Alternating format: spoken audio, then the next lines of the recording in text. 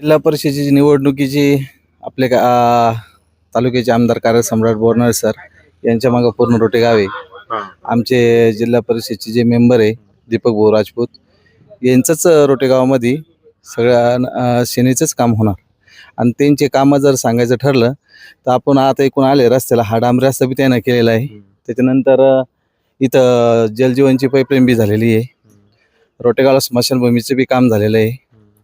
त्याच्यानंतर दीपक भाऊजी जर कामं सांगायचे ठरले तर रोकडेश्वरला प्युअर ब्लॉक, त्याच्यानंतर मंगल कार्यालय काय जे असेल, नंतर बुद्धविहारला लागलेला खर्च त्यांनी सगळा केलेला आहे.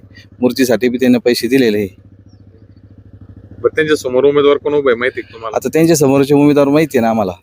आता तिथं उपटा गटाचे समजा शिंदेताई आहे, पण आता इकडे कसं आहे ते कधीच नव्वद गावात येते ना.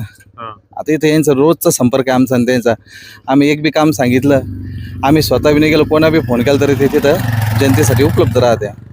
आणि कसं आहे त्यांना त्या कामाचा अनुभव आहे. 2 वेळेस जिल्हा परिषद सदस्य आहे. आता समजा आता झाल्यानंतर त्यांना तगडा अनुभव असला तर तिथून निधी पण ते जास्त कमी खेचून आणू शकतात आमच्यासाठी असं.